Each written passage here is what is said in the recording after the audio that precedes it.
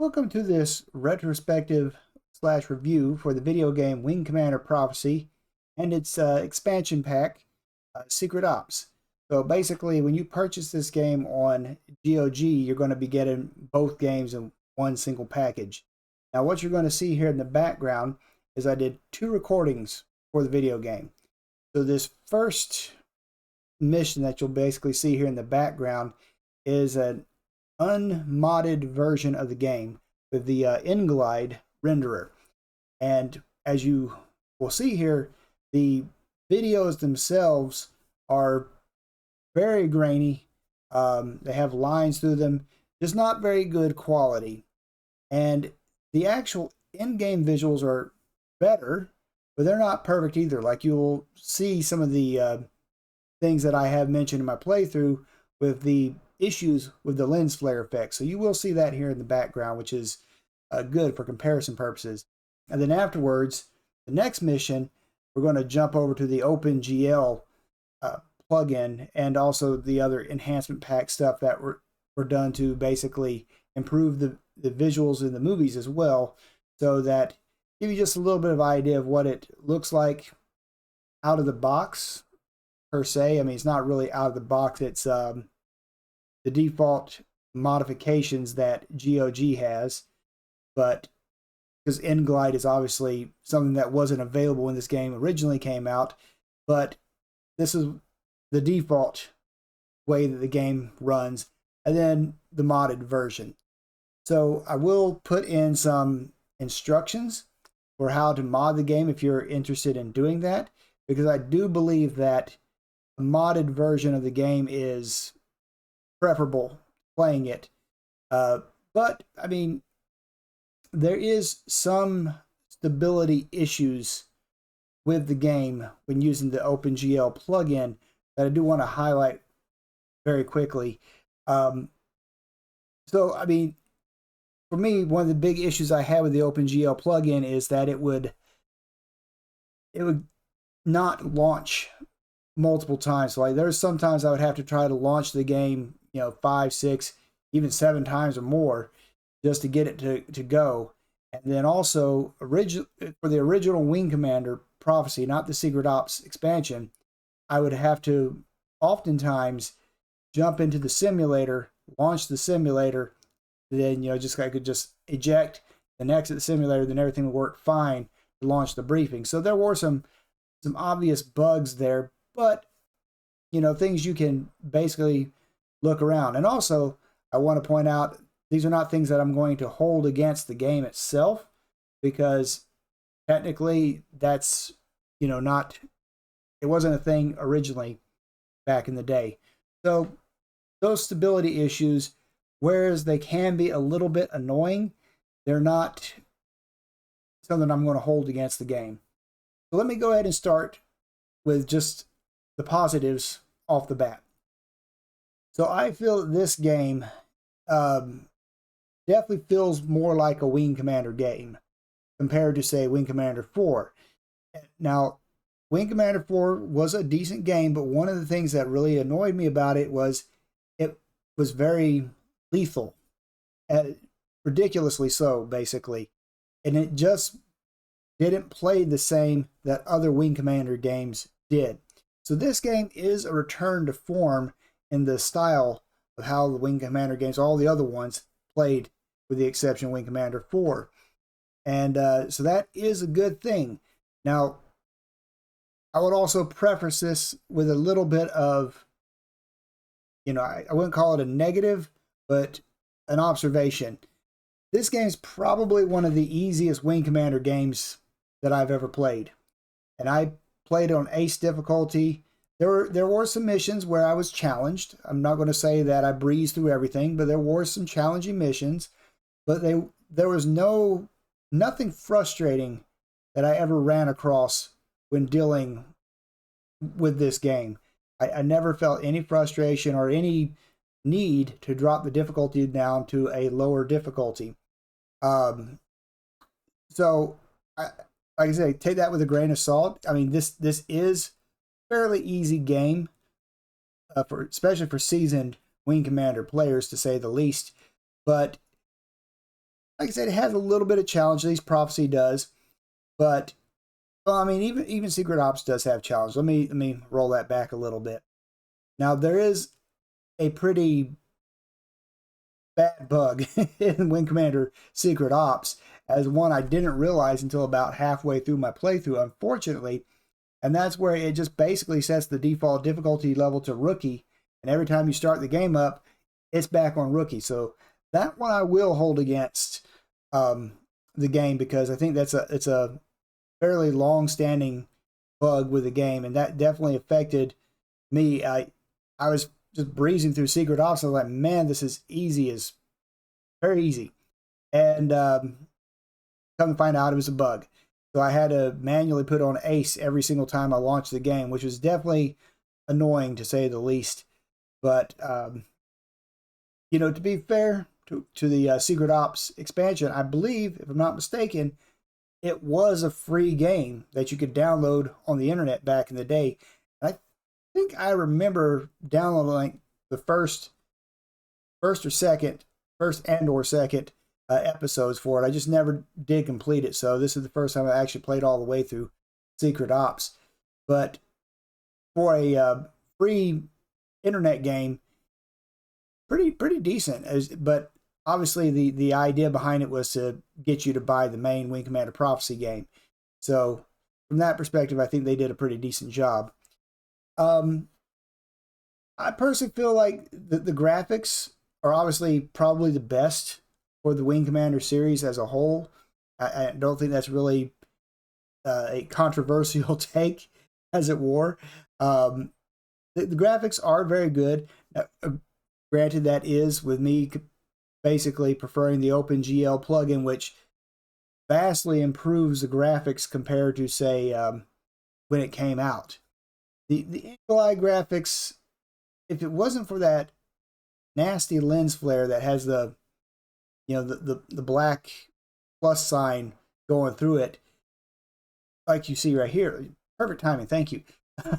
If it wasn't for that, the actual Nglide graphics would be actually pretty dang good.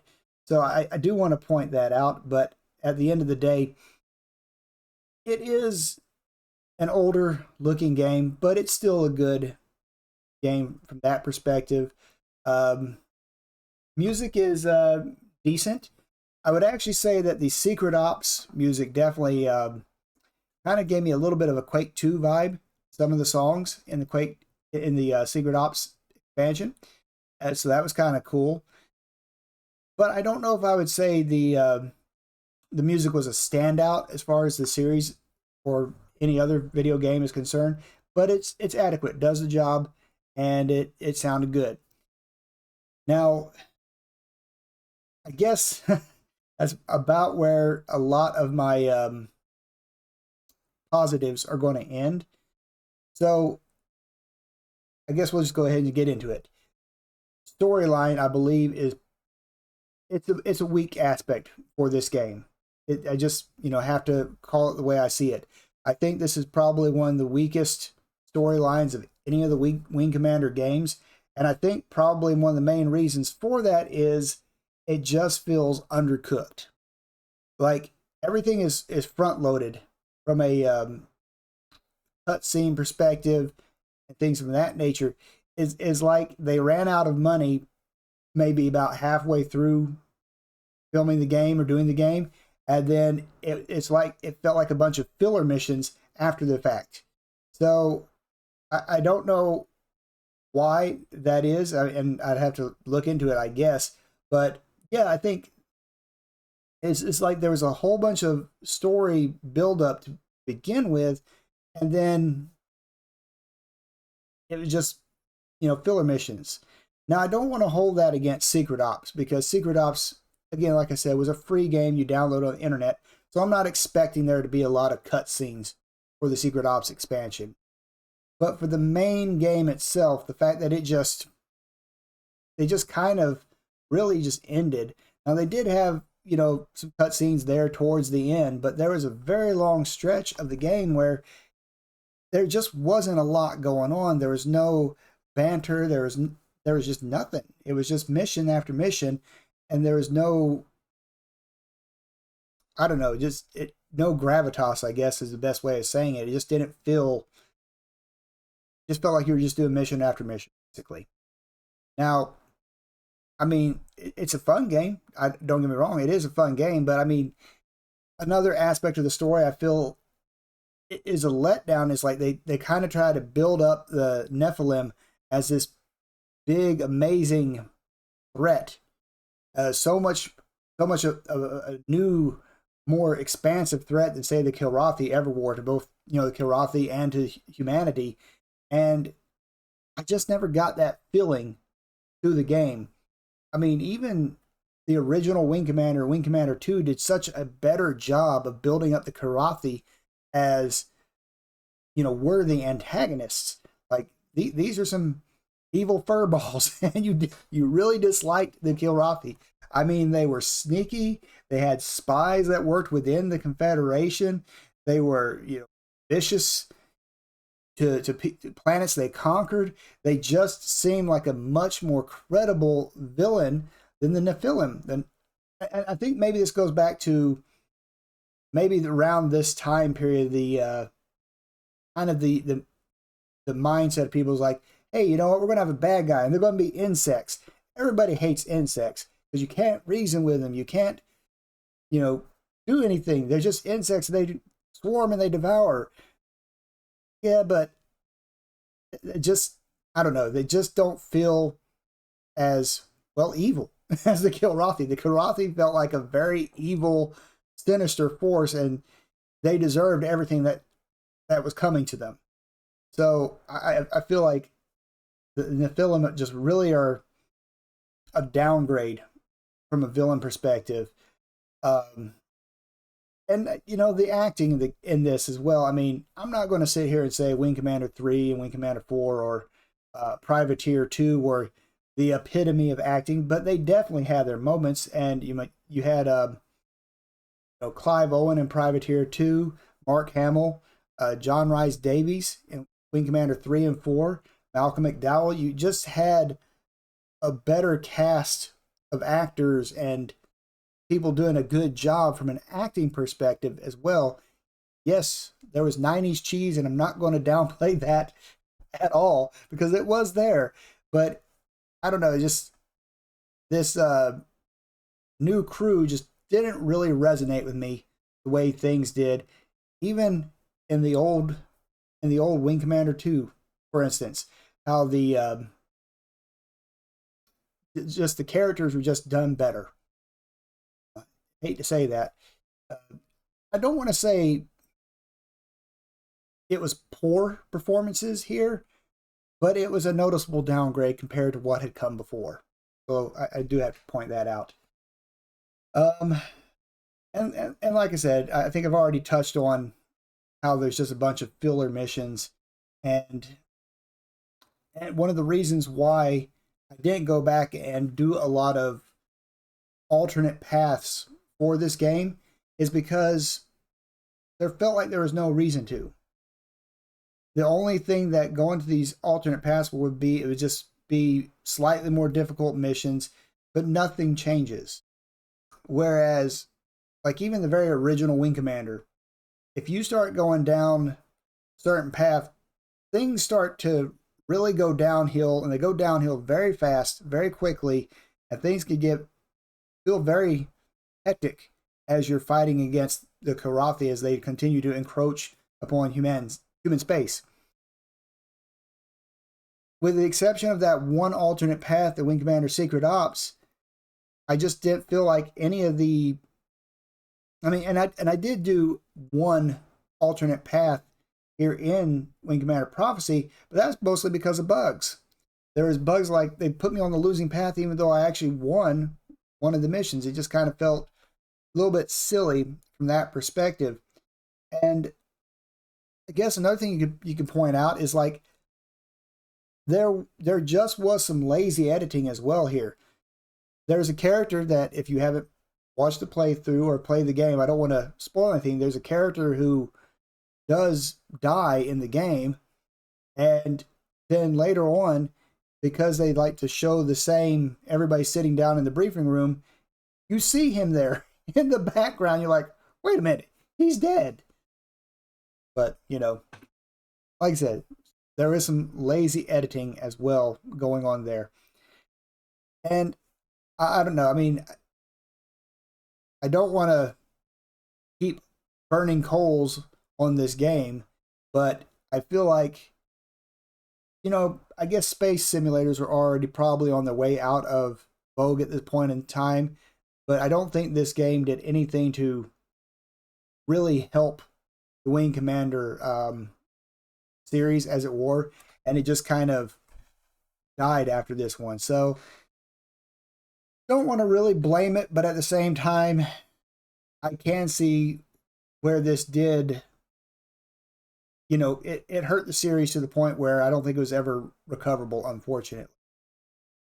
I mean, if you're a fan of the Wing Commander games, you're a fan of Space Simulator, excuse me, this game is like all the other ones. It's available on GOG, and from a gameplay perspective, it is fairly polished, and it's actually pretty fun.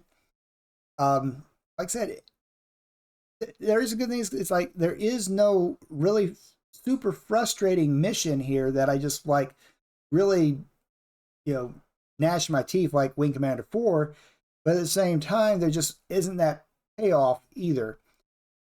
So I don't know. I mean, I don't want to, you know, rank it too low, but at the same time, I can't really give it more than like a 75%. I think it's not the weakest version of the game. I think the first Wing Commander, unfortunately, is the weakest just because it's so poor performance on modern computers that you just can't, you have to acknowledge the fact that the first Wing Commander just isn't a very good game. But when you compare this to Wing Commander 2, 3, and 4, it's just not the same quality from a story perspective, and that does hurt it. Gameplay wise, it's actually pretty dang good. I will give it that. Oh, that does remind me. So, I did say the game was easy. And there's one aspect of this game that I just felt like was missing compared to like the other ones, and that is you're not allowed to customize your weapon layout. I believe even in 3 and 4 you could do that. You could select what sort of missile loadout you want. Maybe not changing your guns, but you could change your weapon loadout for missiles, basically. And from that perspective, that was something you couldn't do in this game. Now, at the same time, maybe there's a reason for that, because the game would be even more simple if you could do that. I mean, there's a like the Devastator, for instance. You have that plasma gun. Why am I wasting my hard points putting freaking torpedoes on there? Why? I mean, there's no reason for them when you have the plasma gun, unless you get really severely damaged to the point where your plasma gun doesn't work. Then I could see a reason for not having, or for having torpedoes, but that's very low probability, to be fair. So I guess they did that to kind of minimize any, you know, I mean, make it even less easy, I suppose. But it is a feature from the previous games that I feel like was sorely missing.